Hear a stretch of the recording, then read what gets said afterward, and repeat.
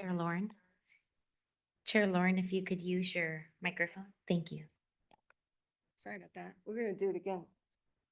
I'd like to call the meeting to order for the October 2nd transportation meeting for SACOG. We will begin with the Pledge of Allegiance, and it will be led by Alex Fong.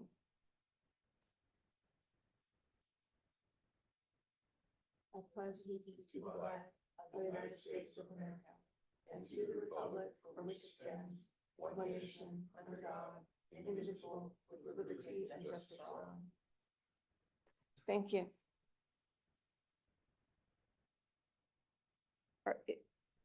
I'll be looking for a roll call. Yes, thank you. I'll go ahead and take roll call. If you could indicate if you're here. Director Boomgarden, Here. Branscombe, Yes. Chapman. Here. Clarici absent, Early.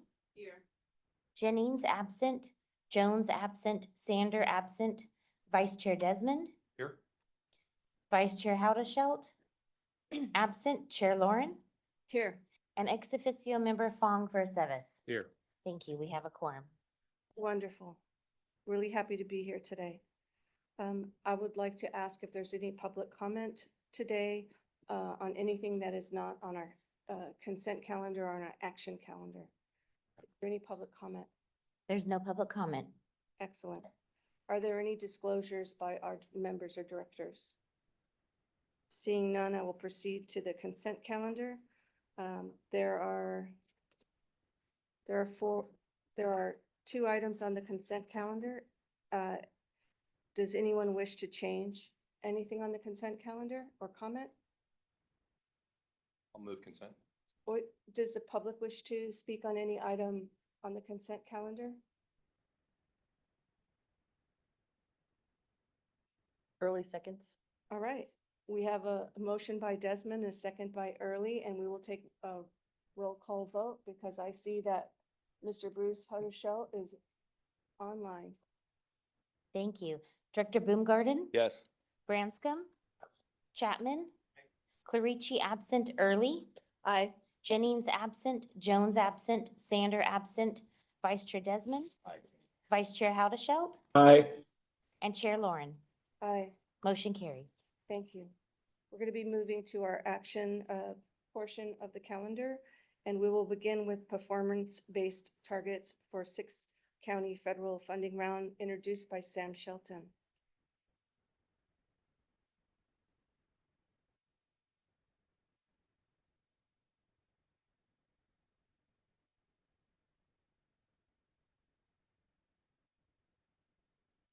Good morning, Sam. Good morning. I'll be presenting today's funding round target setting presentation. You received this as an information item last month. This month will be a recommendation for action to adopt the targets that will help guide funding round applications for the next federal funding round that will have a call for projects next spring. Oops, too far. Again, why are we setting targets, right? We're responding to a FHWA corrective action. We'll go through a little bit about the performance metrics and how we're doing the target analysis. And again, we're doing this because this is the first 6 county funding round. We're setting targets for each of the counties. Again, this is a response to the corrective action. It's a 2-part process. One's the target setting process, which we'll get into more detail today. But the second one's the process you're more familiar with, project selection process, competitive funding round.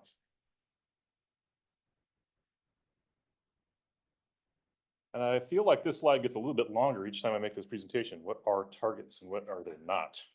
So targets are reflective of the diversity of each county's needs. We'll go through some of those metrics in a second. They're meant to guide sponsor grant application decisions. They're meant to answer a question, what is a reasonable amount of money to request in grant applications? So what are they not? They are not guarantees. Still a competitive funding round process. Everyone sends in their grant applications and they're reviewed for their merits and their potential benefits to help us achieve goals of the region.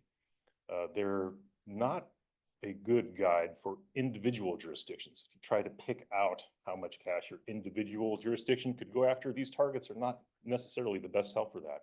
They're not program specific. There's 3 different programs in the federal funding round.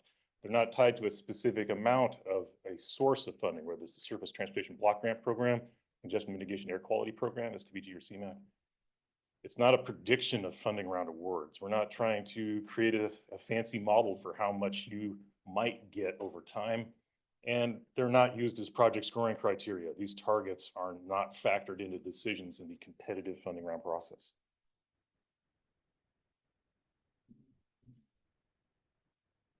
This is a quick flow chart of the target setting process. We're still in the middle right now. We've already started with an estimate of federal funds, about $180 million. The board helped set those performance criteria and priority programs. You did the priority programs last fall, and you set the program criteria with the response to the federal action. So today we're chatting about how to calculate those performance targets based on those metrics. It's a little timeline of the steps that we went through. We've been working on this for a couple of years now, starting with the Federal Funding Round Working Group back in 2023. Got into more detailed discussions with different countywide working groups, traveling around the region, talking directly to your staff, beginning in May, and then with a much more detailed discussion in July with everyone at the same table. And then the round of information items in September, and another round of countywide meetings with each of your staff. So today we're at the blue box, blue balloon at the bottom for October for action items for this committee, and then the board action. Then next, we'll be using those targets to inform the funding round grant application selection in the spring. So what are the performance metrics? They're a blend of the federal performance metrics and a number of metrics that are important to our region. So safety, federal performance metrics about who's dying on our roadways and being seriously injured. Asset management is a split between pavement statistics and transit vehicle replacements and operations. For performance, it's unreliable travel miles and non-single occupant vehicle travel to work. How much more you need to plan to make your trip happen, and who is not driving alone. And then housing and emissions metrics. You're more familiar with the housing one for RHNA targets, how many more units you need in the next 10 years. And then emissions is the population exposed to a number of air quality indicators. We have a question from Question, Director please. Branska. Yes. First, I've got 2 questions. First, would you tell us more about performance? Unreliable miles traveled. That's a term that I'd imagine most people are not familiar with. Yes, I'll start with the federal metric that we report to Caltrans and FHWA. It's person miles of reliable travel. So if you can count on a certain time period to get, say, to work or to shop, it's somewhat reliable. You can always kind of plan on like 10, 15, 20 minutes. It doesn't change too much whether it's congested or not. Unreliable travel means that you could run into something terrible and there'd be a lot more time that you would have to plan into your trip. So when we're measuring that unreliableness, it's a big gap between, say, a 50th percentile of typical conditions versus an 80th percentile of unreliable, much worse conditions, greatly delayed congestion. So we can count the miles of national highway system that are unreliable across the region and then add them up by county. Director Branscombe, if it helps, it sounds like you had an unreliable trip this morning. Because you, in all honesty, right, you came down and you got to where you normally get to, and there's always traffic coming down on 5 into downtown, but it was worse today, right? You spent longer. That's an unreliable trip. So that's the federal performance metric is what's sort of outside the norm. It measures sort of spikiness and congestion, if you will. Okay, and then the non-single occupant vehicle travel to work. Now, if you commute, that's a plus. If you don't, I mean, if you have more than one, it's a plus. So yes, so the non-single occupant vehicle travel to work is it's a census metric from the American Community Survey 5-year average. So every year there's a sample that's taken of all of the workers, the commuters, and they say how they travel to work. If they say they drive alone, then we don't count them. We count everybody else who did not drive alone. That's the non-single occupant vehicle travel to work. So if you're busing, you're carpooling, you're doing something else that's not driving by yourself, that's what that metric counts. And of course, it would seem the nature of that would change by county. A rural county, you're not gonna have a whole lot of carpooling. Although Sam, does it count telework? It does. Yeah, so it does actually count telework and working remotely and working from home, which is higher in some rural areas. I get it. Thank you. All right, keep going. This is a table that has changed quite a bit from your staff item. We responded to a lot of feedback about how we can tighten up many of these metrics. One of the biggest changes we've made to many of these different metrics is the ability to take out some of the Tahoe Basin's different performance metrics. So this mostly affects El Dorado County, but as you change El Dorado County's shares of those needs, it can change all the rest of the counties in some small ways. So if you look at all of the different highlighted sections, you can see the cross out from the September board items tables and the revised items in highlighted yellow. Some of them are about 1 to 2% changes. Others are very small. Sometimes they're just merely rounded number changes. So if you look at the bottom, you'll see the end result of a lot of those updates of removing Tahoe Basin metrics from all of these different performance metrics. So say in El Dorado County, they went down from 6.9% to 6.3%. And for say Sacramento County, they went up by about 0.5%. When you apply that to the $182 million available, you can see that for the 100% target shares, El Dorado's went down from 12.6 to about 11.5. Sac County went up by about, 700,000. And then very minor changes to the remaining counties. So again, these are estimated removals for the Tahoe Basin metrics. We came as close as we could to approximate the performance metric impact from the Tahoe Basin, mostly in El Dorado County. And directors, we are handing this out now in a printed version, so you have the whole slideshow, but you have that updated table. So as Sam is saying, it's a very fair request to net out the Tahoe Basin numbers. It took a while. We first, I think, netted out the population, right, which was one thing, but then to net out the other numbers out of the basin, that is why we're just giving it to you this morning. So you have it in front of you now, though. That's in the slide deck. I'd just like to take a moment to thank staff for doing all the extra work of looking into these numbers, and maybe they don't have a significant change, but you wouldn't really know unless you looked at them. So thank you for doing all that work. Sam has learned a lot about the Tahoe Basin in the last I week. bet. You guys want to know. Good job, Sam. Can we go back to the previous slide? Okay. You have these criteria: safety, asset management, performance, housing, emissions. And those all come to it's styled here as unweighted, but it comes to a conclusion. And then for some reason, it's deemed that, well, with housing, focus weights need to be, well, you put more focus on housing. Well, how come the raw numbers weren't good enough? I'm It's a sorry. story there. What was the last part of your question? I apologize. Well, you've got all of these criteria and they're carefully laid out there, and they come to a conclusion. You call it unweighted, I just call it a conclusion. And then housing focus weights, in other words, you come back and adjust that. Tell me the story behind that adjustment. How was that arrived at? Oh, that's a great question. So back in July, we Well, I'll spoke. tell you why I'm asking the question, because look at Yuba County, and Sutter County is in the same position. Yuba County is at 5.8%, down to 4.5 with that adjustment. And that's a difference between 10.4 and 8.1 million potential. And I know these don't lead to the exact, but they create expectations. So the expectation is lowered significantly in Yuba County's case by 24%. maybe 27%. It's a big number. And it just comes in here. Why wasn't the initial number good enough? What caused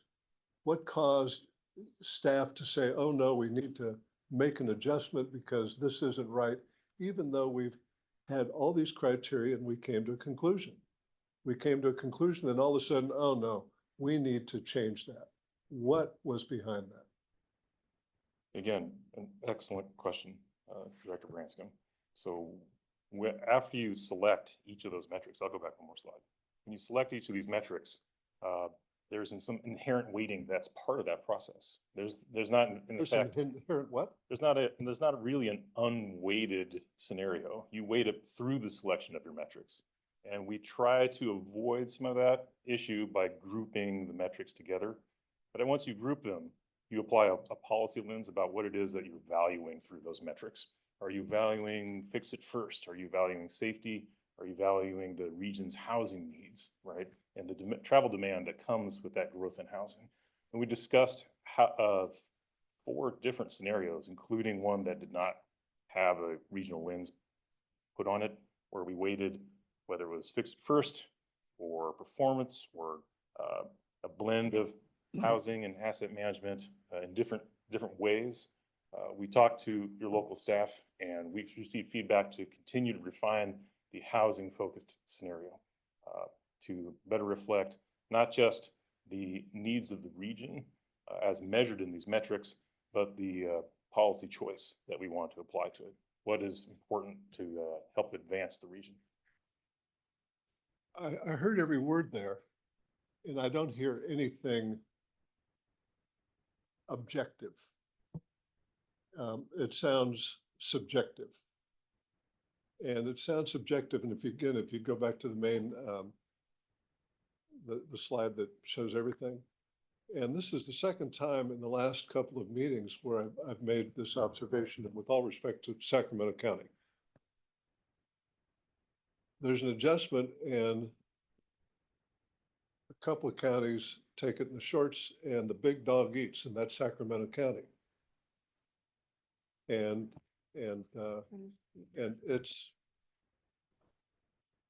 it's a pattern. It's a pattern and it's concerning. And again, I heard your explanation there. And again, I didn't hear anything objective. So anyway, I'll leave it at that. I'll vote no on this when it comes to a vote, and you understand my concerns, and I won't beat it to death. I probably already have. I apologize if I have. Thank you, Director Branscombe. Yes, Director Amin. I appreciate the question. And I just want to make sure I fully understand the weighting, just conceptually. So we have all these things, and then I think what's being said is after you take all these things into account, you have the unweighted score, but then you add a 50% weighted score, and that's how you get the bottom line, just to make sure I'm keeping up. That's correct. Is that what happened? Okay. And can you maybe just remind us exactly what goes into that housing? Oh, yes. It's only one metric. It's your county's share of the regional housing Got needs it. assessment, the number of units you need to build to achieve those goals by 2029. Okay, that's helpful. Thank you.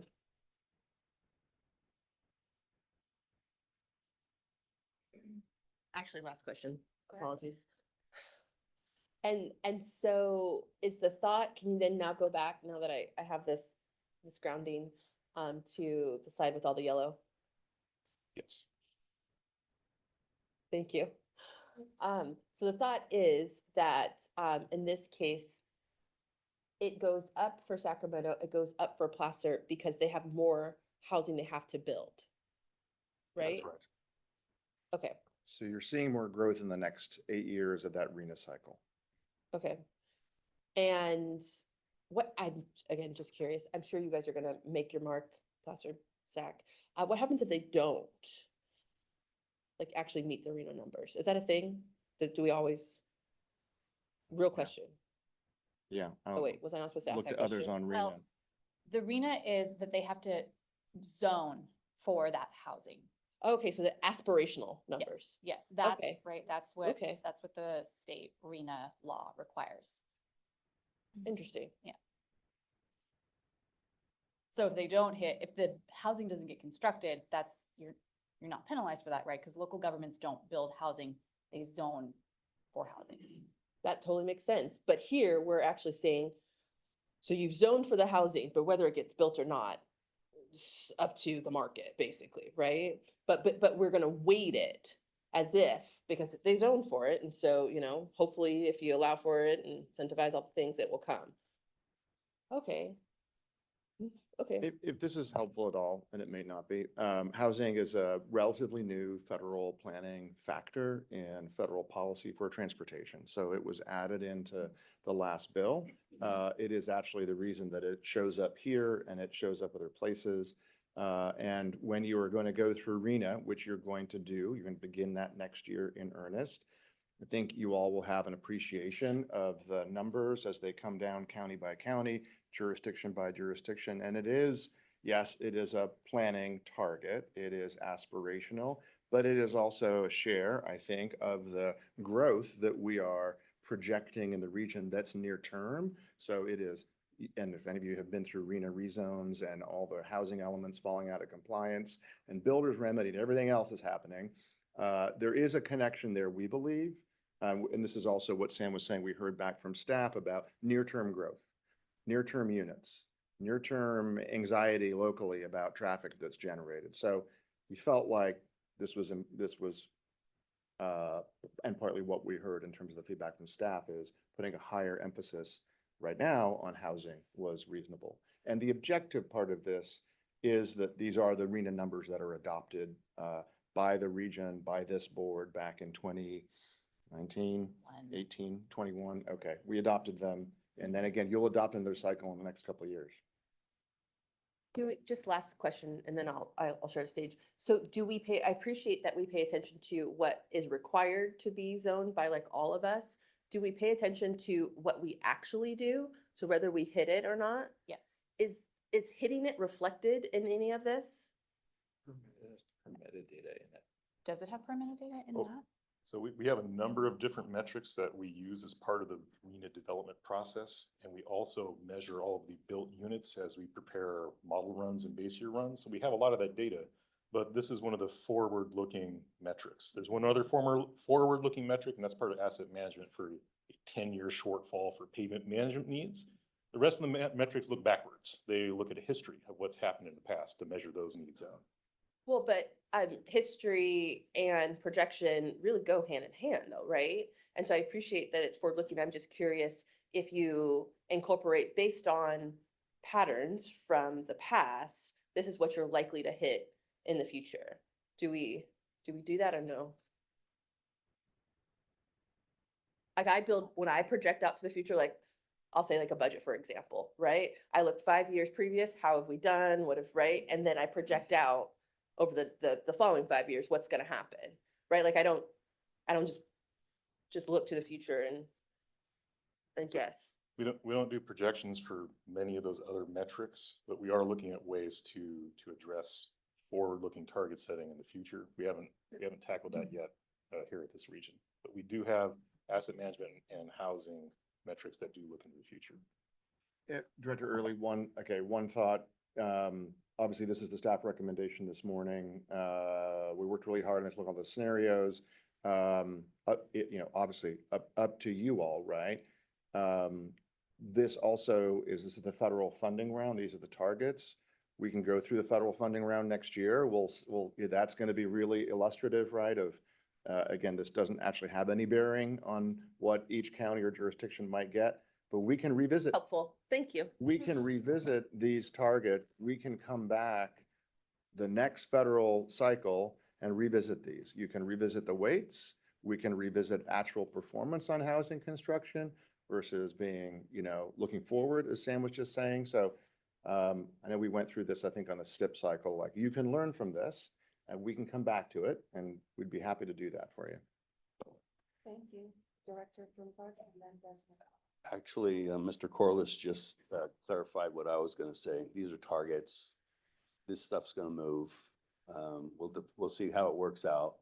I understand the question on equality, but at the same time, I think until the money's actually discussed, I don't know that we really have an issue. My point. I can wait, Madam Chair. I'm fine to wait till Sam's done with your presentation, Sam. You're almost at the end. So this is our recommendation, the adjusted tables. Okay. Okay, then I will speak. So thank you, Sam and Christina in particular, and all the SACOG staff. I guess I'll speak on behalf of the big dog. But I think anytime you unveil something that has metrics in it or numbers, all of us get very sensitive about that. And we start looking at what metrics we have historically relied upon. I mean, I look at population. If you look at population, obviously Sacramento County is closer to 62%, and we're well below that with the targets. And those are the kind of things that make us sensitive in our respective jurisdictions. And so I so much appreciate Christina, who is the consummate professional, as is Sam and everyone at SACOG, spending the time with Supervisor Hume and me and our DOT staff and our Sacramento Transportation Authority Executive Director, Kevin Busey, who's out here as well, to talk about this and help us understand the nuances of this, the complexity of it, and that the point that Director Boomgarden just brought up. These are targets. They don't fully reflect what the ultimate funding will be. They don't fully reflect how we're going to perform, how competitive we're going to be. These are just targets with a lot of some things that are subjective, but you do the best you can with the metrics that you have and the measures that you have to apply. And I am very supportive of this because it was a request, and I think it was a reasonable one, that we take out the Tahoe Basin population, and of course it was going to have some implications for the metrics here. And so I saying all that, I'm certainly happy to support this item today, knowing that we will have an opportunity to see how this works out in the implementation, and we will have the opportunity to adjust it if that's necessary. So thank you again to staff, Christina and Sam in particular, and Madam Chair, that's my motion when the time is appropriate. And I'll second that motion when the time's appropriate. Well, I was just going to ask you, Director Hudesheld, if you had any comments. No, I think this has been well characterized by all the speakers. I think, these are just targets, and we should move forward. Thank you. Before taking that motion, we will go to public comment. Is there any public comment on this item? There's no public comment. I would just like to say that I understand these are targets and that there are 3 per category opportunities to approach funding, and then it's not a prescription, right? It's a target, not a prescription. All right, so we have a motion. And just to clarify Yeah. the motion, for the record, the motion is to adopt the revised. The revised. Okay, just want to clarify that for the Performance-based record. Okay, thank you. So the Transportation Committee would recommend that the board adopt the revised performance-based funding targets as shown in attachment C. And it has been moved by Desmond and seconded by Director Hudeshell. Roll call vote. Thank you. Director Boomgarden. Aye. Branscombe. No. Chapman. Clarici absent. Early. Aye. Jennings absent. Jones absent. Sander absent. Vice Chair Desmond. Vice Chair Howdeshelt. Aye. And Chair Lauren. Motion carries. Thank you. Thank you very much. And thank you so much, Sam. We're going to be moving on to item number 4, the 2026 Regional Federal Funding Round. And this item will be presented by David Pape. Good morning.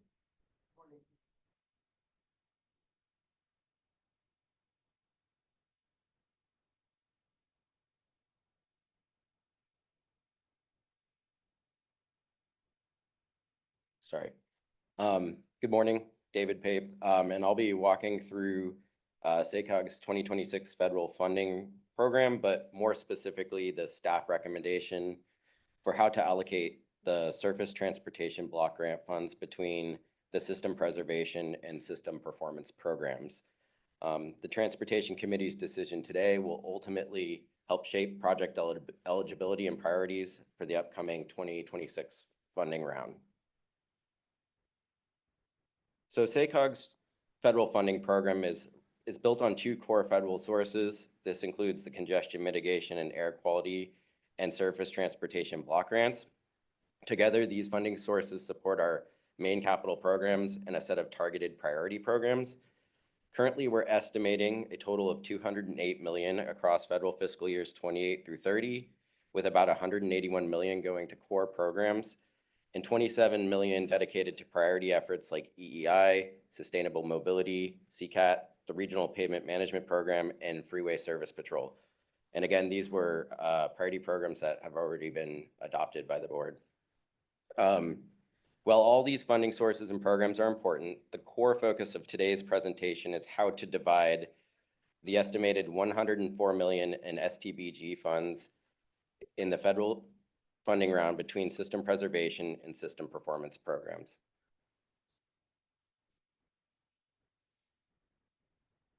So just as a reminder, system performance program supports projects that improve the regional transportation network, allowing for a wide range of roadway and transit infrastructure improvements, whereas the system preservation program focuses on addressing a backlog of local road maintenance by prioritizing key regional corridors, using preventative strategies, and making efficient use of federal resources to maintain and enhance the network. So the performance program is really focused on just pavement maintenance. This is really an important step for the 26 federal funding round, as the split we determined today will directly inform how the funds are allocated, which types of projects are prioritized, and how we balance pavement maintenance with broader mobility needs. And I think it's very important to remember that both programs support pavement maintenance. The system performance program can fund pavement rehabilitation as part of broader transportation initiatives that address various needs such as safety, multimodal access, and provide benefits beyond just the pavement improvements themselves. The preservation program establishes really regional funding for projects specifically focused on maintaining pavement conditions.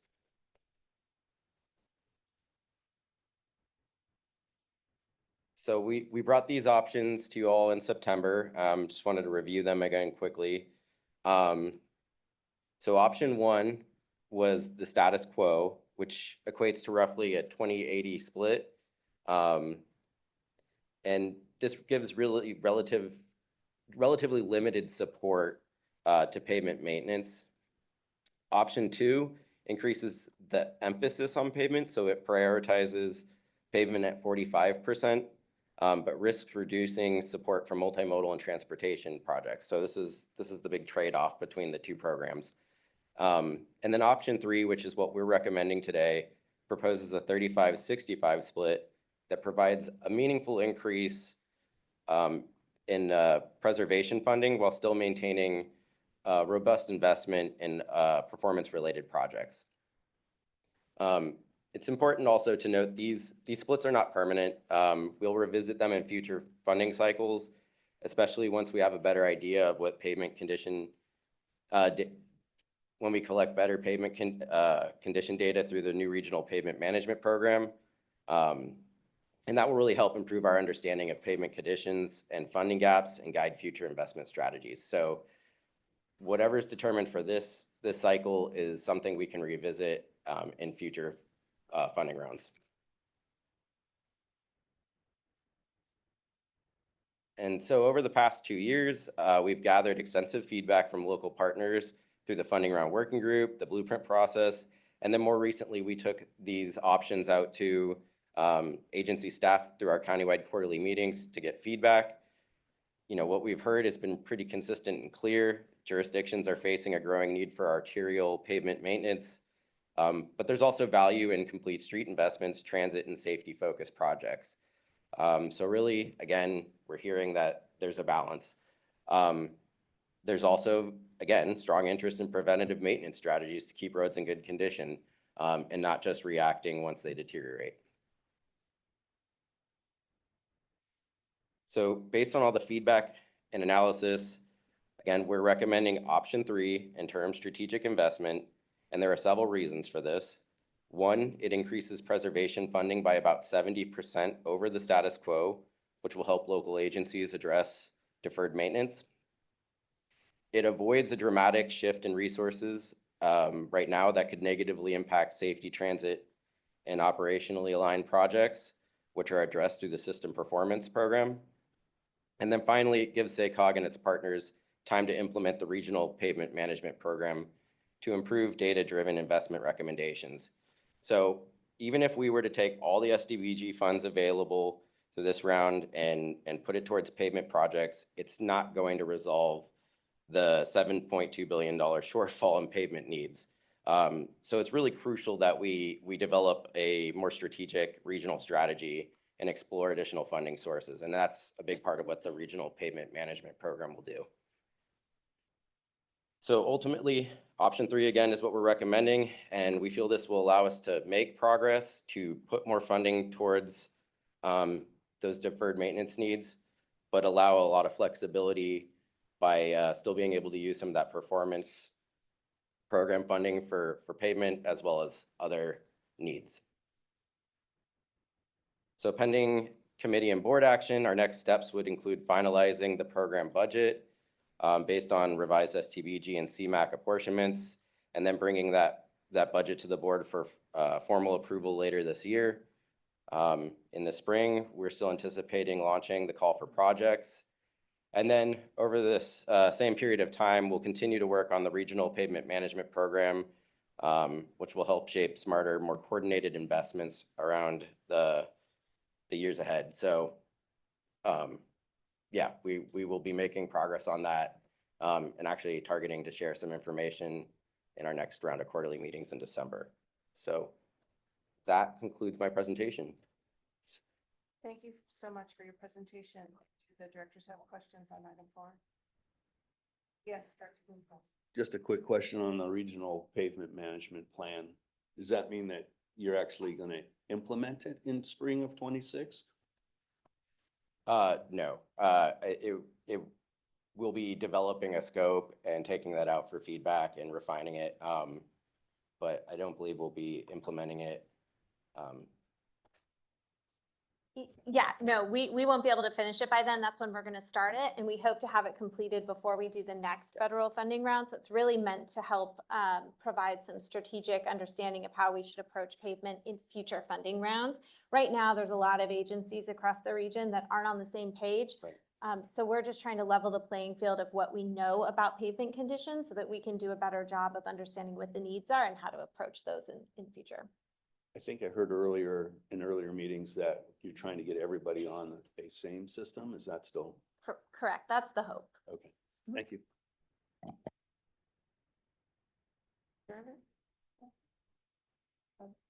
Other questions?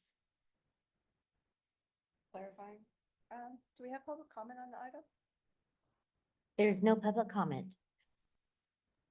Move approval of option 3. Thank you. I will second. Oh, okay, thank you. I will second the motion to that the Board of Directors approve STBG funding option 3 strategic interim investments as stated in our packet, moved by Baumgarten, seconded by Lauren. Can we have a roll call vote? Thank you. Director Baumgarten, Aye. Branscombe, Aye. Chapman, Clarici absent, Early, Aye. Jennings absent, Jones absent, Sander absent, Vice Chair Desmond. Aye. Vice Chair Haudashelt Aye. and Chair Lauren. Aye. Motion carries. Thank you very much.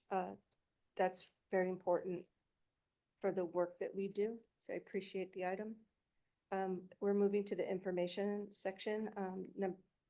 Item number 5, draft 2025 blueprint and environmental impact report status update, and this will be presented by Lisa Lind. Good morning, Lisa. Good morning, Chair Lauren and committee members. My name is Lisa Lind. I'm a principal planner on the planning and programming team. For 3 years, you've been engaged in the 2025 Blueprint, our long-range plan to guide the region towards a bright future, a healthy environment, and prosperous economy.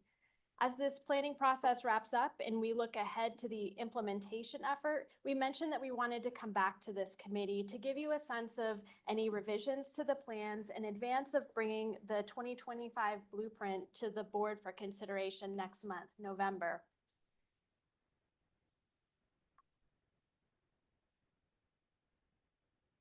When the draft blueprint was released this summer, it was a product of the extensive outreach process.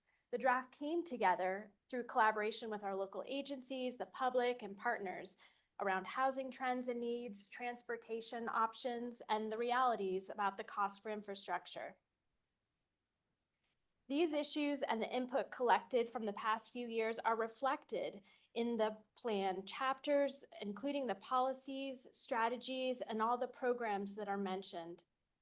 We also included highlights from each of your jurisdictions, and this is really something to be proud of.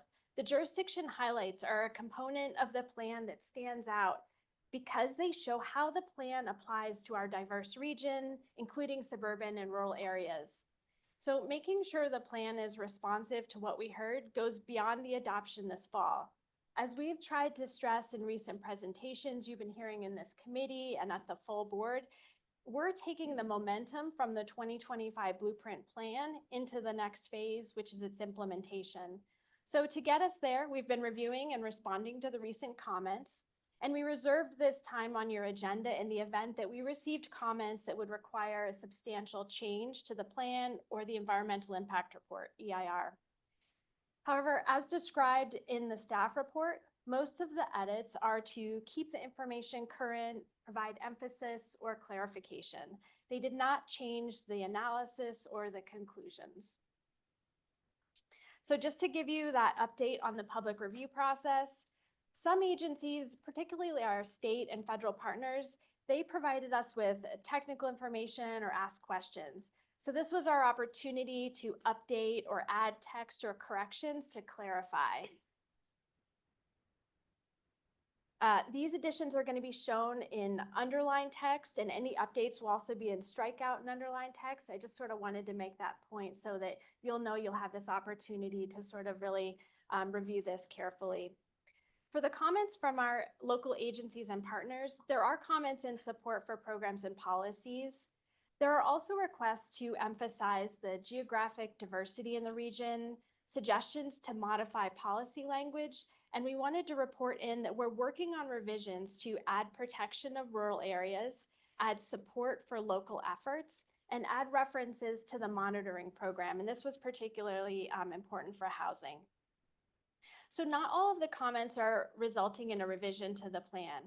And in these cases, we're drafting responses that are going to point out existing sections of the plan where a specific concern is already addressed. All of the comment letters and responses, they're going to be part of the final EIR coming to you. And we're also sharing the feedback across our teams. As it's really important for our programs, it's going to inform how we want to work with you closely on funding priorities and technical assistance. So we're carefully reviewing comments also on the transportation list. And similar to the approach with the EIR and the plan, we're focusing on technical edits, corrections where there's duplicate or exempt projects that had just a minor clarification. We wanted to acknowledge that there were requests to change the project list, and it's important to note that we cannot make those changes at this time due to the air quality conformity lockdown, which you've heard about in previous meetings. So in these cases, our programming staff is in contact with all of the commenters, and we're taking note of any potential updates to phasing or non-exempt projects to consider in the next amendment. So a typical practice is to update the MTIP when a new blueprint is adopted, and so both plans match. And this keeps the list of funded or programmed projects in the MTIP accurate and ensures the region is meeting our federal requirements. The appendices are also being finalized with information on the additional outreach events from this summer, and we're also adding information on jurisdictions to help with streamlining and, again, that all-important implementation. To wrap up, We're considering the input, we're responding to the comments, and revising the plan for consistency to make sure that this plan that you've contributed to is ready for this next step. Next month, staff will present the final plan to the committee and request a recommendation to the board. Then, after these 3 full and productive years, we can look ahead to implementation of this plan in partnership with our cities, counties, and local agencies. Thank you so much for your time this morning. Thank you so much. This is a discussion item, so do we have comments and questions on the blueprint and where we are? That's awesome. Do we have any public comment on the blueprint, where we are and where we're going in November? There's no public comment. Well, that is excellent. Can I just Yeah, please. make a comment? Director Early. So I had a chance to, yesterday, go to the Livability Summit, in which we talked a little bit about the blueprint and the importance of the blueprint. So I just want to commend the staff for this work. Without having a plan and a vision of where we're going, then we're directionless. And so appreciate all the work that you guys are putting into this. Excellent. I wanted to just take a moment to thank you and to also mention that when we do a great job, when staff does a great job, there's often not a lot of questions because, we've been here, we've been on this road, a very well paved road as it is. Right? The next, so thank you very much. Lauren, can I just, Yeah, go ahead. just to build on Director Early's comments, because what we were able to do yesterday at the Valley Vision Summit also was a result of great staff work on the blueprint, which is, and I know we've maybe mentioned this a few times, but I think it's worth reminding you all. As Lisa said, we're building up to a November adoption of the plan. But it's actually a meeting I had a couple of years ago with Supervisor Baines and Sutter County CAO, who basically said, okay, we get the plan, we understand, what it's all about, but we don't necessarily feel like Sutter County shows up. Where is Sutter County in the plan?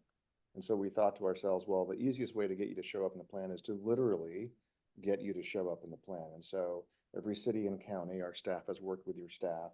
You will now have at least one page of here's the priority projects we have, right? In each of your jurisdictions, here's where we need help from SACOG and the state and the federal level to invest in these projects. So every single jurisdiction has one of those. I did my best to run through them in a lightning round yesterday, but we got great photos, and I just think it's a really nice part of this plan. And we are not, as staff, we don't want that just to sort of just sit there static.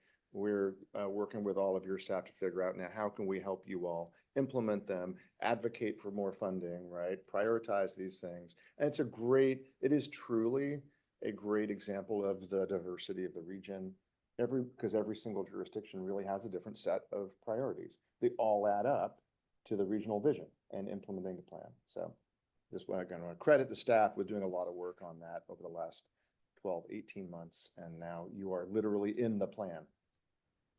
So. And I, like I said, I had a chance to be there, and you absolutely, I think, did a great job of trying to tell the story to an audience that either may not be familiar with the blueprint, right, or may kind of be familiar, but you got to see all of the various cities throughout all of our counties and seeing the different projects and how they weave together, whether it be Marysville or West Sac or Sacramento or Winters was also featured. And so being able to see all that, I think that was good in that space. And so you did a great job. Any other comments by staff? Thank you for covering this item and for us being where we are on the item. The next section of the agenda is receive and file. There's an area on the Intercity Rail Capital Program. There's Blueprint Managed Lanes. There's Capital Area Regional Tolling Authority. All in the receive and file for you to read at your leisure. The section after that is other matters, and we do have comments by our lovely staff member, Christina Spence. Thanks. Yeah, just to kind of complement what you were saying, there is a lot of information in your packet in receive and file related to managed lanes and CARTA. And so we do have a luncheon following this that kind of talks through basically what some of that information is. So if you're able to join us, that would be great. That is going to follow here we're a little early, but we'll do it. So hope you can join us. All right, we won't be, are there any other comments for the group? Okay, we will not be adjourning because we'll be continuing through lunch. And I believe it starts at 12. Maybe we'll start early. It does start at 12. Yep. Okay, we'll start at 12 so we can hang out and see the exciting CARTA presentation. All right, with that, I will ask for the break now. Thank you.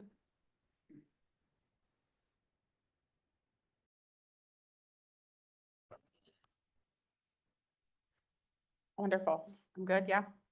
Okay, excellent. As the tech team is queuing up my slides, it's great to have this group here today to talk. This will be pretty informal. Of course, I do have slides to go through, but the idea is that this is an opportunity for SACOG board members to get an update on what's happening with tolling and CARTA. Ask any questions you have about what I present, but also other parts of tolling that you're curious about, right? This is a more informal opportunity, these lunches, and happy to have this time with you this afternoon.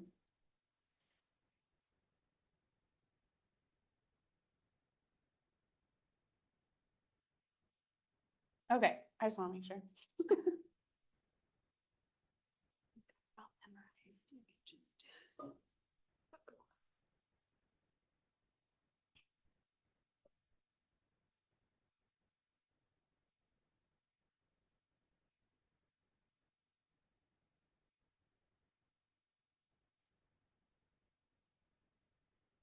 For anyone who might be joining us out in the ether, these slides were also included as a receive and file item on the Transportation Committee packet.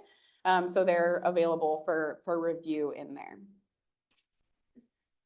My presentation for lunch today is going to cover 3 main topics. I'm going to talk a bit about the tolling assumptions that are in the 2025 blueprint, right, as we continue to march towards this hopefully successful adoption next month. Then I'll provide some background on CARTA and a very high-level overview of the toll policy decisions that the CARTA board has made throughout this year, how those might impact you both as leaders, but also as users of the system and hopefully future customers of CARTA's toll lane. And then talk a bit about the CARTA staffing transition that's going on. What's SACOG's role in staffing CARTA now, and how is that evolving as we head into 2026? So first, this is your draft blueprint toll lane network. So there's a lot of information in this map. This map's also included in the body of the blueprint document. What you see here in different colors is basically how many lanes we expect to be tolled in 2035 and 2050, with dual shown in blue, single shown in green, and HOV lanes shown, or carpool lanes shown in pink. And then the kind of like hashed pattern are the ones that are going to develop later. So the solid ones are the ones that come sooner by 2035 in our long range plan. And then the hashed ones are the ones that come later by 2050. This is a change from the 2020 MTP SCS. And so I think it's good just to highlight for you all how the dialogue has been between SACOG and Caltrans and the agency partners for each of the counties to kind of refine our tolling network. As a reminder, your 2020 plan was the very first time we ever adopted a plan related to tolling in this region. And here we are just 5 years later with a toll lane under construction. So the conversation around tolling has evolved a lot, and we've learned a lot as partners on what it takes to deliver these projects and what it looks like to keep moving them forward. This side-by-side map here shows you the 2020 toll lane network versus the 2025 blueprint. And the color coordination shows single lanes, dual lanes, and reversible lanes. The biggest difference, as you'll see, between the 2020 plan and the 2025 plan is that we've moved away from the concept of reversible lanes and are thinking about just single lanes. For context, the idea of the reversible lane was that you would put a lane in the median that during peak flows sort of into downtown in the morning would go that direction, and out of downtown in the afternoon would go the other direction. Basically, we met with both the San Diego County, who has a reversible express lane, and with the Golden Gate Bridge, who has a reversible lane that they operate there, to talk a bit with Caltrans about what that's like. And essentially what we learned is that it's very complicated and expensive and physically very hard to operate these things. And so you have to have a lot of equipment out there to be able to like zipper the lane back and forth during the day, and then someone hits it and then you gotta replace it and move it. There's a lot of moving pieces. And so their information to us was essentially, unless you have such strong peak flows where 90% of your traffic is going one way in the morning and 90% is going the other way, it doesn't make sense for you guys to do this. And that's not what we have here, right? Which we know as residents of this region is that while there's definitely a dominant direction to these two corridors, I-80 and 99, there is also traffic going the other way, right? Especially as we grow and our job centers kind of move around in this region. So this good agreement on both parts, right? This is just us understanding what it means to deliver these projects better. We've also made some adjustments in terms of time. So that's what these two side-by-side maps are showing you. On the left, you have the assumptions of when we would have these toll facilities built in the 2020 plan and when we have them built in 2025. Essentially, what you'll see is that we assumed we'd get a lot done by 2035 in the 2020 plan, and we're being still ambitious, but a bit more practical, I think, for the 2025 blueprint. And this comes from us just understanding better what it takes to build and fund these projects, and also what has happened in this 5-year period, right? Between when these two plans were adopted, how much movement actually happened on these various corridors, and how does that affect how much more time we think it's gonna take for them to get built.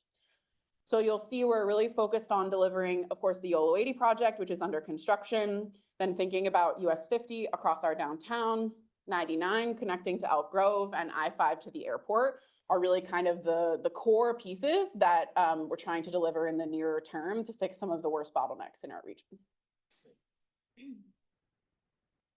Any questions on the blueprint network? Otherwise, I'm going to talk a bit about the projects that are under development. Yeah, please. Just a comment, I'm glad to see both, beyond 2050, we're looking at 99 to the north and also I-5 over to Woodland, so. Absolutely. I think that's part of a conversation that Caltrans kind of helped us initiate with their managed lane system plan. And they're pieces that we need to, right, think about long-term as those areas grow and have a lot of conversations with Yuba and Sutter counties, particularly for 99 once we get there. But of course, I agree, good to recognize them in this plan. And then no one's here from Sacramento County, but I'll just note, because I typically get the question about Cap City Freeway in case anyone's listening in is interested. The reason that's pushed out is because of physical constraint issues. So the right of way in that section, if you've driven it, you're like hemmed right into sound walls and you got a lot of bridges that you're dealing with there.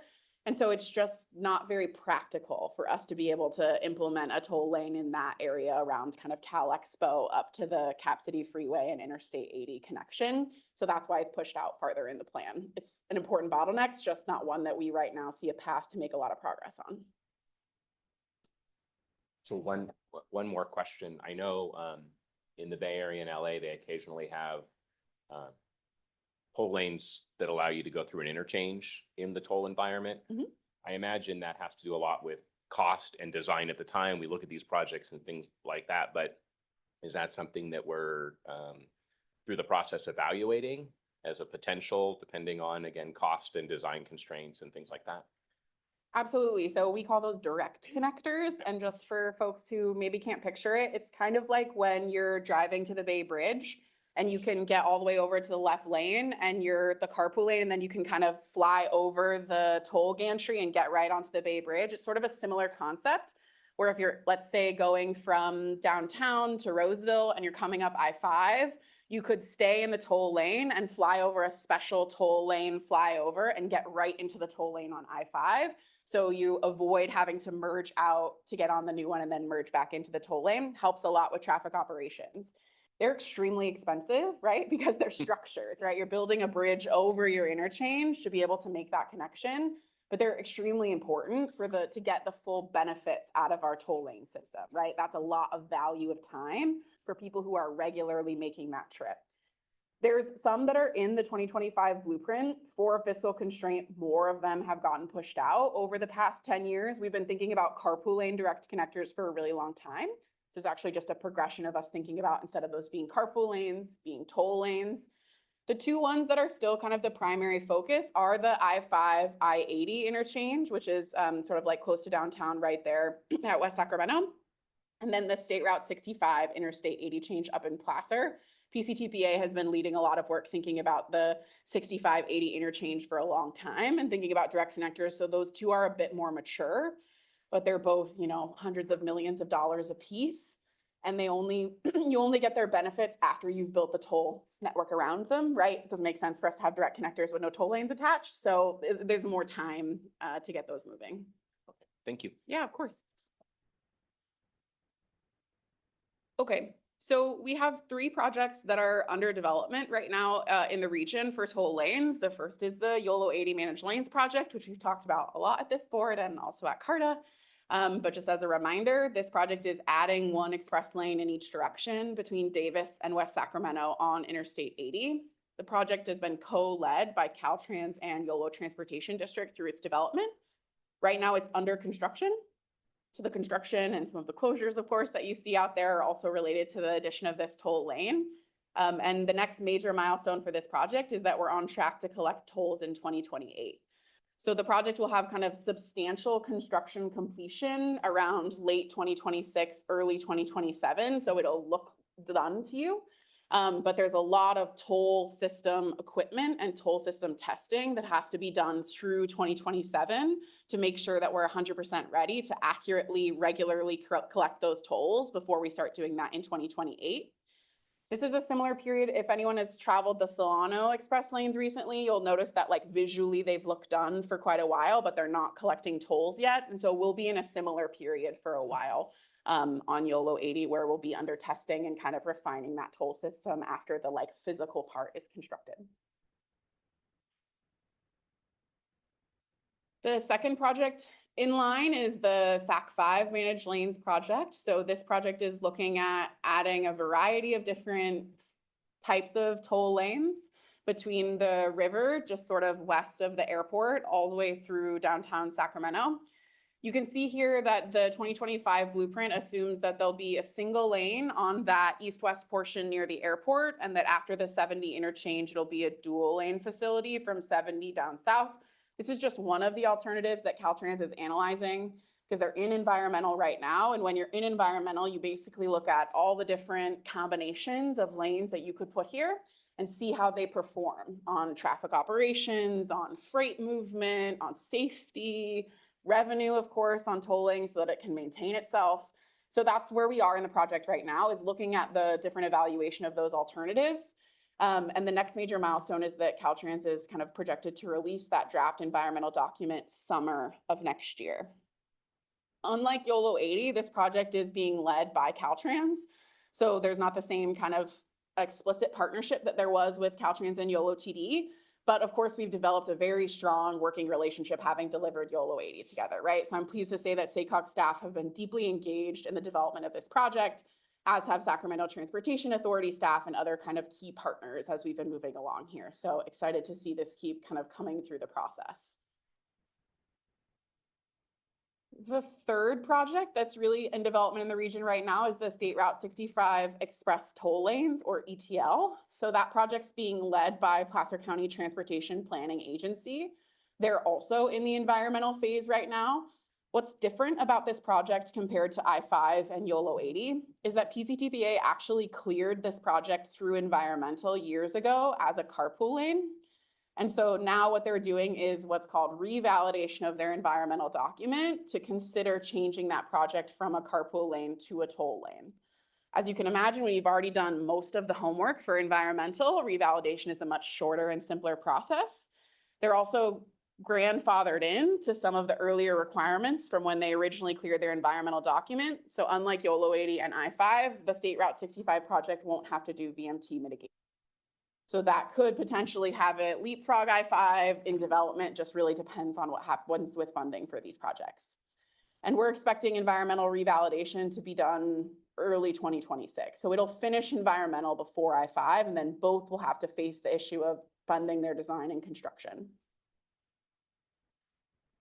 Any questions on any of these 3 projects? Okay.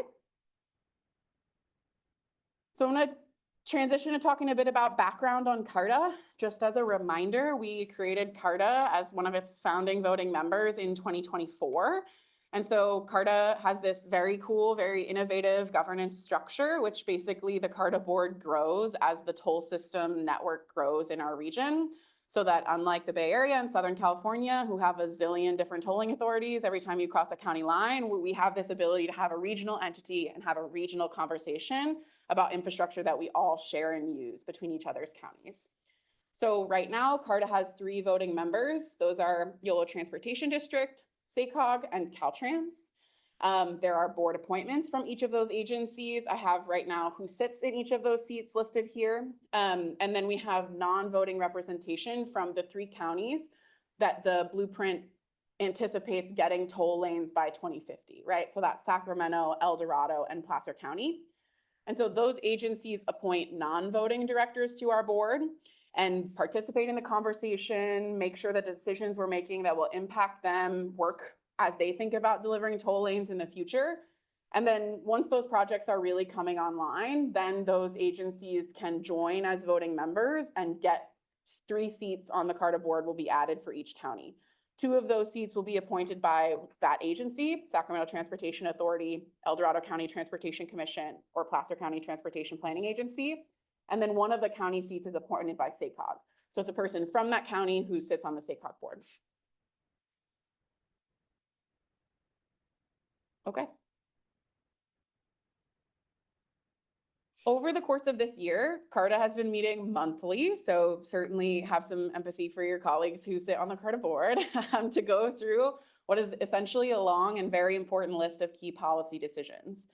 What CARTA's role in building YOLO 80 is really the toll system part of the equation. So Caltrans is constructing the lane and the gantry, the sign structure that goes over the lane. And then CARTA holds the contracts that attach the toll system equipment to those structures and also process the transactions over time. In order for that relationship to work, we have to know in a lot more detail how we want to collect tolls. What are the rules of when you collect tolls and how are the prices set and who decides and who gets exemptions? And so we've had to work over the course of 2025 with the CARTA board through sort of each of these decisions. We used a 2-step model, very common at the SACOG board. So we brought an information item month A so that we could have a bit of a workshop, understand what questions the board had, what more information would be useful to make this decision. And then we'd come back in month B to bring forward a staff recommendation and take an action on this policy decision. I'm gonna talk a very high level about a couple of key toll policies that are in here, just so you all have some understanding, but each of these has a very detailed staff report and a whole presentation, and I am happy to meet with any of you or your staff and talk about any of these in more detail if folks have questions or want to understand why we landed where we landed on some of these. So at a 10,000 foot level, this is basically how the lanes will operate according to the toll policy the CARTA boards initially adopted this year. Vehicles are going to be required to have a valid Fast Track account. So in order to use the lane, you're going to need to have a Fast Track transponder in your car. The reason that we're doing that is because it's sense for us to process those transactions.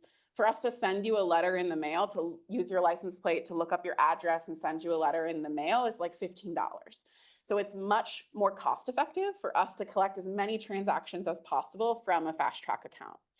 That being said, CARTA is also going to be very customer forward, and especially in the early years, waive any fees if folks pay the toll and get a Fast Track, which is super common. So we're trying to basically make it easy for people to get that Fast Track and try to get as many of our regular customers using those Fast Tracks as possible to sort of reduce the overhead costs of collecting the toll transactions.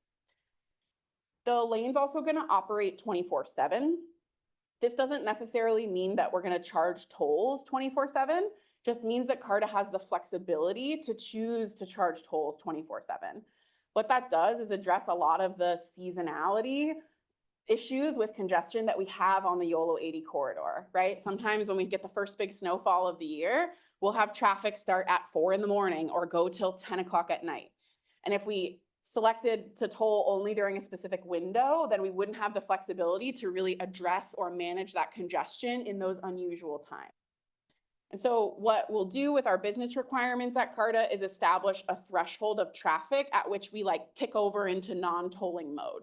So in the middle of the night, when there's no cars on the road and there's no congestion, we'll tick over into non-tolling mode, and the sign typically says open to all, which you may have seen in the Bay Area or other places. And so there'll be a threshold. And then if randomly something happens in the middle of the night and all of a sudden there's congestion at 2 a.m, CARTA can tick back over and start charging to be able to help manage that congestion and give people reliability whenever it happens.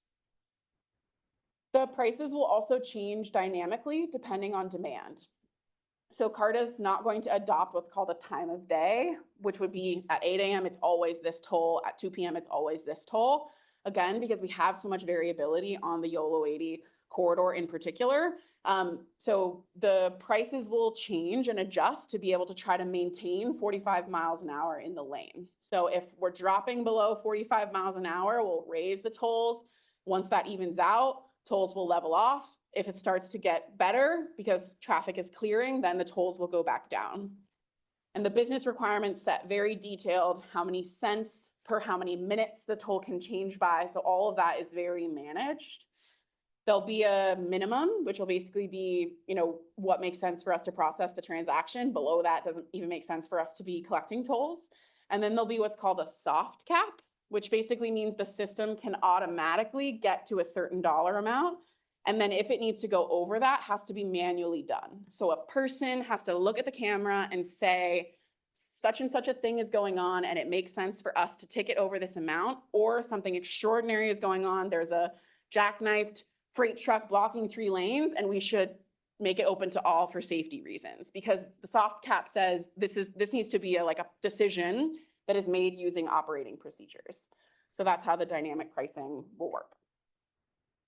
Over time, CARTA will be able to publish on its website typical rate schedules, which is what most tolling authorities do who have dynamic pricing, so that customers can know what to expect. So we'll say, like, on a typical Tuesday at 7:30 in the morning, this is like a toll you can expect to see. On typical Saturday, getting to the Bay Area, this is what you can expect to see. Won't guarantee, but it'll be able to give customers some kind of predictability on, budgeting for their trip. Okay, some details about the back office. So first, what the back office is. So CARTA will have couple of main contractors. Let's talk about 2. The one is called the Toll System Integrator. So that's a private contractor that's going to put the equipment out there on the structures, collect the transactions, and state how much the price of that transaction was. So Director Lauren drove at 2:45 p.m. The toll price was $3. That's the information that the Toll System Integrator puts together for CARTA. They hand that off to the back office. The back office is like the financial and customer service part. And so they say, okay, Director Lauren, here's her Fast Track account. She has a auto pay attached. We're gonna charge the $3 toll. Boom, transaction's done, all good. And then if you called because you thought it was $2 and you got charged $3, you're calling the back office. They're looking up your account. They have a photo from the toll system that shows your car and what the toll price was, so we can sort of clarify any issues that are happening if you have any disputes you want to talk about. So CARTA could have chosen to build its own back office and hire all of that, use a contractor, but because of the accelerated YOLO 80 schedule, didn't make sense for us to do that. So instead, what CARTA will be doing is leveraging an existing back office in California. This is super common. All of the tolling authorities in the Bay Area all use the same back office. A couple of different ones in California share a back office. And so what CARTA will be doing is basically pitching its wagon to another back office who will expand their customer service reps, their financial reps to be able to accommodate CARTA's transactions. The CARTA board has not decided which back office they'll choose. That's on action for this month. Little look ahead for Chair Villegas there. So that decision will be made this month, and then CARTA will work through all of those things.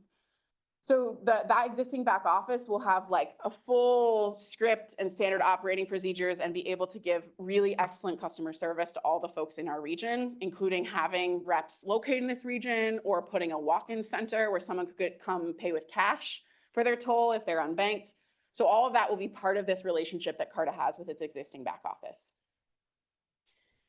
CHP is going to enforce moving violations. This seems obvious, but is actually an agreement that CARTA needs to put in place, since this is CARTA's CARTA, Caltrans owns the state highway system, but CARTA is operating a toll lane on the state highway system. So CARTA and CHP have to have an arrangement that says CHP is gonna pull people over for speeding or crossing solid white lines or whatever other usual moving violations CHP would pull folks over for in the other lanes. But it's CARTA's job to enforce toll penalties. A toll penalty is if you use the toll lane and you don't have a fast track. What toll penalties try to do is incentivize people to get a fast track account. They're not for honest mistakes. People who didn't know it's their first time in the lane, they didn't know they needed a fast track. For those folks, the penalty gets waived, right? They open a fast track account, all is good. What we're trying to avoid is habitual users who are trying to get out of paying their toll and want to just use the lane a lot, right? We know there's a lot of high income folks who are going to be using this corridor to get to Tahoe, especially. And so we want to make sure that we're fair, that everyone is paying their fair share of the toll. And if it's more expensive for us to hunt you down with a DMV and try to get you to pay us $2, want to make sure we're charging you a penalty to cover CARTA's costs to track you down.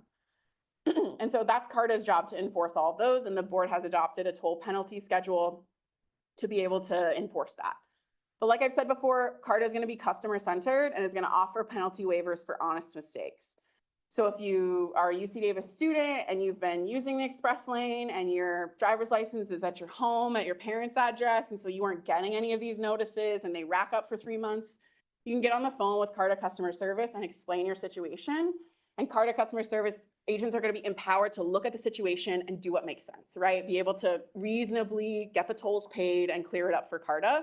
Penalties are for bad actors, right? They're for folks who are really trying to abuse the system. Any questions on any of this back office enforcement stuff?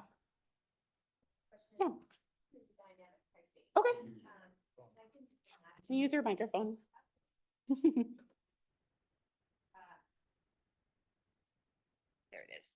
So my question is on the dynamic pricing, and obviously you must have worked with people that have already done that before. I can just imagine seniors, people not understanding how that works, thinking I drove there the other day, it was this price, it's going to be a different price. Was there pushback on that, or? I think it's a tough call both ways. We definitely had a rich discussion at the CARTA board about it. What we know is that what really irritates people is when they pay a toll and they're still stuck in traffic. And so that's the trade-off, right? If I'm giving you $5, I expect to be getting some kind of benefit. And so when you have time of day pricing, if you have extraordinary conditions, you can't price to manage those. And folks what we hear from other dynamic regions is that the changing price over time, they get it, and it signals to them that something is going on. So if they're approaching the express lane and the price is twice what it normally is when they're traveling at that time, that tells them this is a congested facility. It's going to take me longer to get there in the free lane than it normally would. And they may choose to get in the express lane because they have a sense of what the difference in time is based on the price. So it does take some time, but I've found, at least whenever I'm explaining to people that, when you're getting more benefit, it costs more money, folks are so, oh, that makes sense. I think it's just the being able to plan for it that's more complicated for folks. Yeah, okay, so it'll be an educational time frame. Yes. Everything, thanks. Absolutely. So CARTA will need to do like a really targeted education campaign, particularly late 2026, leading into when we open in 28. And then those first 6 months when we're open and people are learning when they're using the facility for the first time, to really make sure that everyone understands what's going on, why it's like this, how they can plan better to be able to make a good trip decision for themselves. I have a follow-up question on it. Do we have a process for informing car agencies? Like, you're going to be in a possible tolling area. Here's what you need to know, that sort of thing? Yeah, so actually most rental car agencies have already registered their license plate accounts with tolling authorities in California because folks rent a car even here, right? And then they go drive across the Bay Bridge. So typically fleets are already registered and tolled and all of that's processed. And then in California, there's this thing called interoperability. Basically state law says no matter who someone has a tolling account with, every other toll facility in California needs to accept that account and process those transactions. So whether it's an existing account for a rental car, or if you already have an account that you use when you cross the Bay Bridge, that account will work on CARTA's lanes, has to by state law, and vice versa. Anyone who opens an account with us will be able to use any toll facility in California. Yeah. Okay. So transitioning from talking about toll policy to talking a bit about the SACOG CARTA staffing relationship.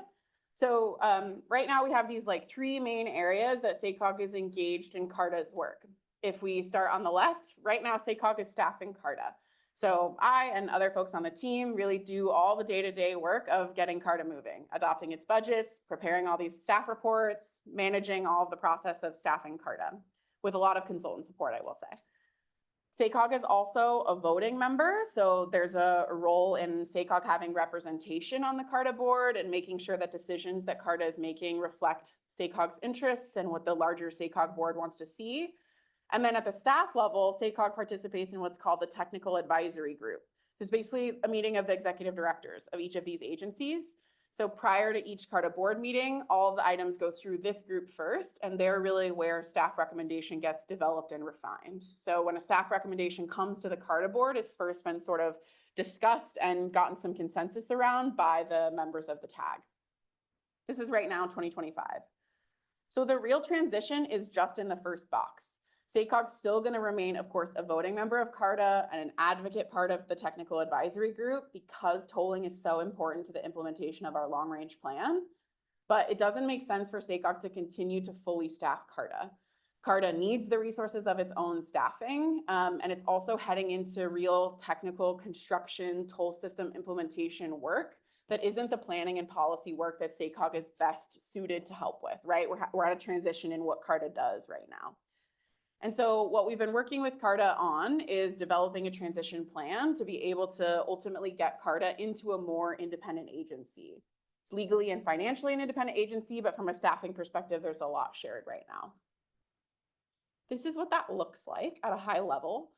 So on the left here, you have these boxes, which are basically the main activities of staffing CARTA. So there's the kind of executive direction piece. This is both board management, but also like who picks up the phone when the SACB calls. And there's also, then there's the day-to-day toll program management piece. This is the transportation work. This is the technical analysis that informs the staff recommendations that come before the board. It's also finance and administration, like who processes invoices and develops the budget and clerks the CARTA board meetings. And then the last is sort of this miscellaneous services that CARTA does, right? All agencies are mixed and have a bunch of responsibilities, and that's where this falls. So you can see right now in 2025, SACOG is doing the bulk of that work, and we have a contract with a consultant called HNTB, who helps manage a lot of the toll-specific parts of CARTA's work. As we move into 2026 and 2027, CARTA is going to be hiring its own executive director. And so ultimately that executive director will take over all of the executive direction parts and the kind of top management of the toll program. SACOG will continue to provide finance and administrative support through this window, and annually SACOG and CARTA will have a conversation around how much resources CARTA needs, whether SACOG can give it, and they'll sort of work that out every year through their staff services agreement. And then there'll be additional contracts that CARTA will hold, which is the big new toll consultant contract, and then a new set of on-call contracts that will provide those miscellaneous services that CARTA needs. So, you know, over time, the executive director and the agency kind of flies the nest a bit more, and it becomes a bit more of an independent agency with a lot of, you know, partnership and policy, of course, from SACOG. I'll flag that there's a discussion for the executive director to be on paper an employee of SACOG. So it doesn't make sense for CARTA to do HR, admin, PERS stuff with one employee. And so there's a discussion between CARTA and SACOG right now to see about housing that person on paper as an employee of SACOG, but that would be it, right? They wouldn't be reporting to the SACOG board, right? They have their own board they report to. They wouldn't be a part of the team or in the office space generally. And so that will be worked out in an updated staff services agreement that will come both to the SACOG board and to the CARTA board as we get a better understanding of what this relationship will be like. And that goes through PI usually? Through PI, yeah. I don't know if you want to add anything on that. No, unless there's questions, this will be something we'll be bringing back later this fall. And as Kathleen mentioned, as we develop the budget for next year, you know, it'll be a significant amendment to the administrative services agreement, kind of looking at an initial like 3 to 4 year commitment where CARTA could account on SACOG for some of these things. But as Kathleen said, since they're independent, you know, 3 or 4 years, they might have 2 employees or 5 employees, and then maybe they'll be even a bit less reliant on SACOG at that point. Great. That, oh, and also if it's not clear, CARTA pays for SACOG services. So SACOG bills CARTA for the work that it does on CARTA's behalf, and then CARTA, through its own budget process, pays for SACOG. So it's neutral from a perspective, and that's reflected in the budget that SACOG adopts. This is my last slide. So happy to take any questions, discussion on anything I covered, but also just no bad questions on tolling in general and whatever I can help with. Okay, so we're starting to collect in 2026. And then how do those funds get dispersed? What is the modus operandi for that? Sure. 2028. 2028? Yeah. Yeah, okay. It's okay. Summer 2028. My personal goal is Memorial Day. I want to get that Tahoe traffic build. But yeah, so we'll collect our first tolls in 2028, and then there's basically a revenue waterfall, which is also on action at the CARTA board this month. And so what that revenue waterfall says at a very high level is that first CARTA has to pay for its operating costs. You can't collect tolls if you're not paying to collect tolls. So there's some operating costs for CARTA's contracts and its staffing. And then CARTA has to put money aside to pay for major maintenance. Like if someone crashes into one of our toll points and destroys it, we have to replace that. Or this equipment only has a useful life of so many years. So after that useful life is done, then CARTA has to pay to replace the whole $30 million toll equipment. And so there are reserves that CARTA needs to be, you know, putting money aside for and saving for these big expenses that don't come every year. So once all of that is done, CARTA also is going to have debt service from its startup costs, not a ton because the project was mostly paid for by grants, but SACOG made a loan, some other local loans need to be made to cover these startup costs for CARTA, and CARTA will have to pay that back. So there's a lot of costs is the picture I'm trying to paint. But once those costs are all taken account, then the leftover money is used to fund improvements in the corridor. So the YOLO 80 project had a VMT mitigation plan included as part of its EIR. And that lists a bunch of improvements along the corridor that it's going to fund. That includes increases in transit frequency, fare subsidies, that kind of thing to make travel better. And so when those funds are available, it's anticipated that that's what the CARTA board will elect to spend the money on. It's ultimately a CARTA board policy decision on how they want to spend their toll revenue, but we fully anticipate that the CARTA board will implement those strategies if they continue to be meaningful and effective for YOLO 80. And state law just says you have to spend it in the corridor. So as these other corridors come online that maybe have VMT mitigation, maybe don't, there's opportunity for the CARTA board to decide what other investments can be made. And so that can be any type of investment, right? It's a really flexible source of funding. So as our facilities mature and they start to be better performers because they've paid off their debt service, right? So they have more money left over, then we start to have ultimately a source of local revenue that we can use for matching or to help us develop projects, pay for those things that are hard for us to find grant funding for. So it's a good opportunity. Other questions?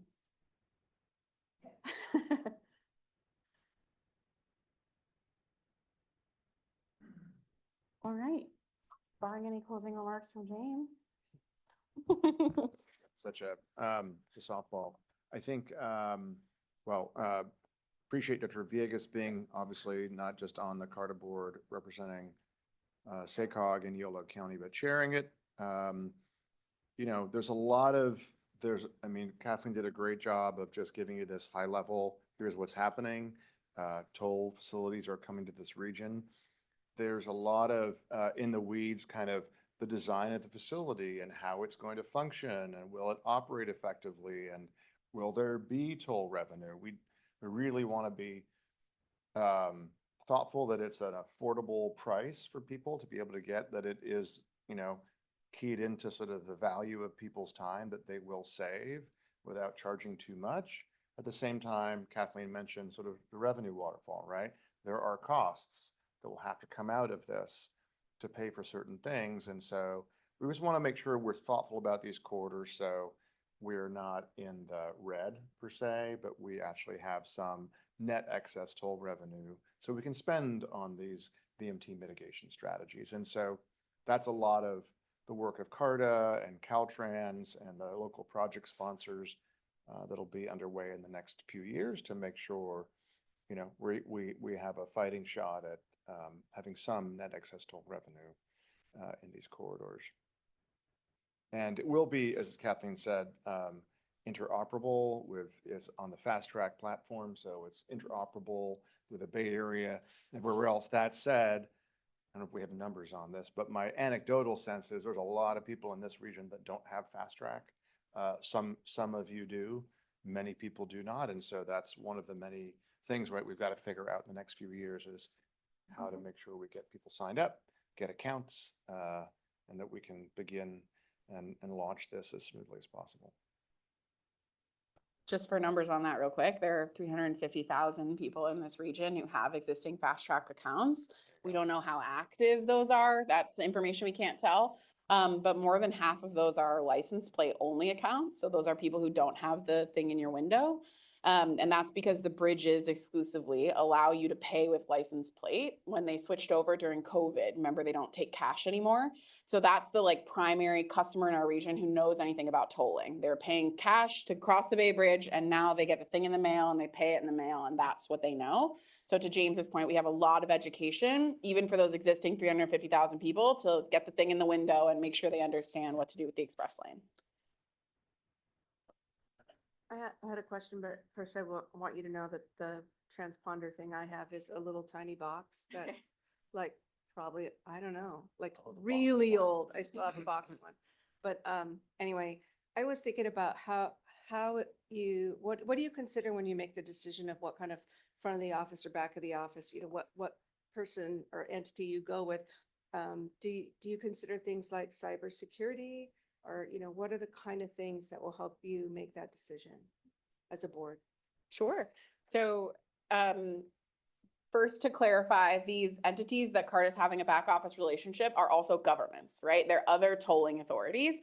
And so I think from a foundational perspective, we share a lot of goals, right? They're accountable to a board and to their public. And so it's really a partnership between two government agencies to share a contract is essentially what it is.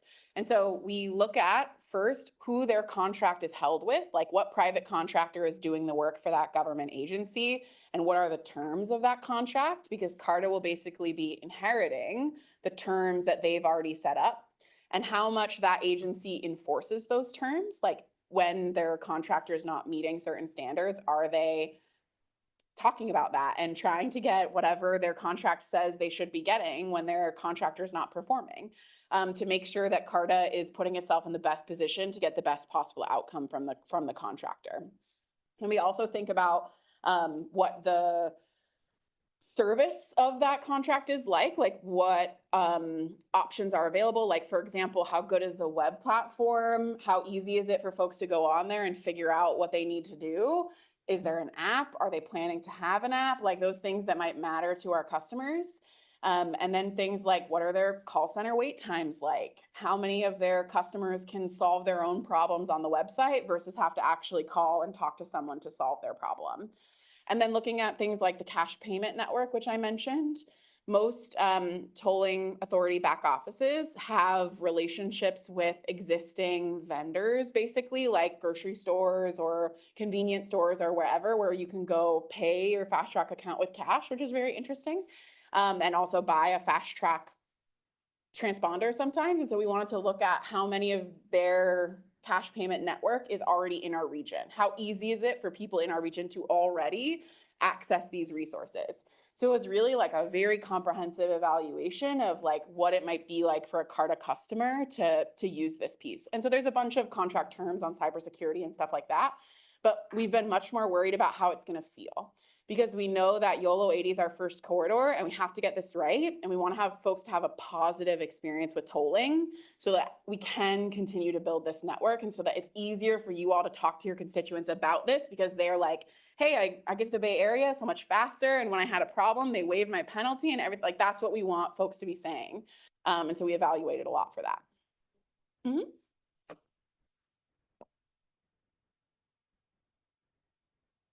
So obviously GPS and Google Maps and all that needs to be updated. I'm sorry if you already mentioned it, but that would have to be, you know, updated so that when people go on there, it says, boop, you have to pay a toll, right?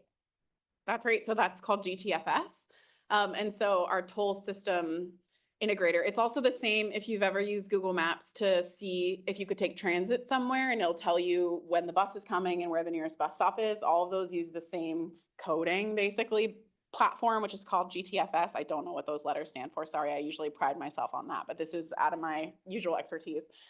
But so our toll system integrator, the contractor we have that operates that, will be able to connect in with that. So both, we should be able to definitely say that there's a toll on that route, an optional toll. It's an express lane, and you could take faster there. And then depends, I don't know yet whether we've been able to secure that it could say what the typical toll during that time is. Typically, if we publish that on our website, then Google can like suck that off your website basically and put it into Google Maps, which is cool.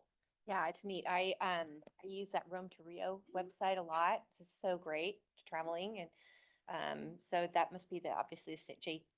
Is that what you said? GTFS. Yeah, I'm sure my data team is like on the call right now screaming what that is, but I don't know. And so, yeah, it's basically you put out that data as a government agency, and then anybody can use it. It's kind of like open access to anyone who wants to make apps.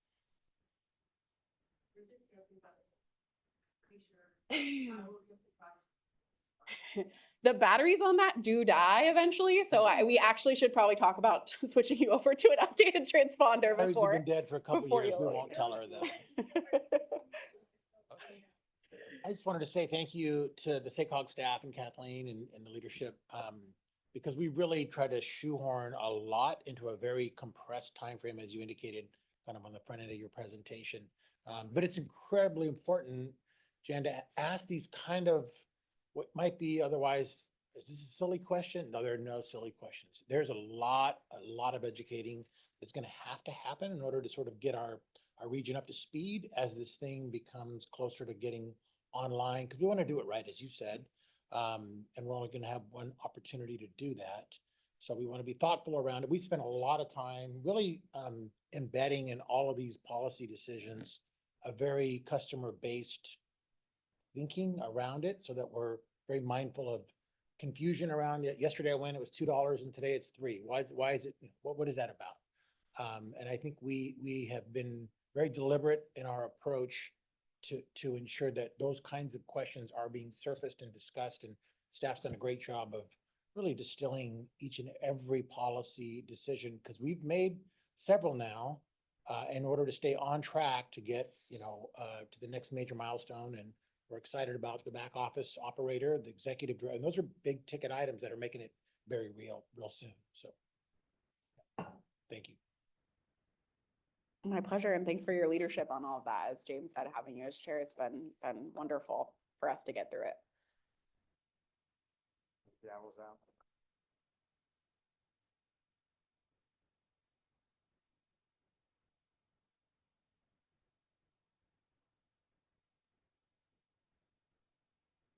Oh, I just want to say that it's been incredible to be part of this process from the beginning, and, to go to the meetings and just see that it's really happening. Because there was a time period where we didn't know if we would ever get this far, and wow, it's beyond my imagination. So just want to mention that, and we are adjourned at 12:55. Thank you, Madam Chair. Yeah, thanks.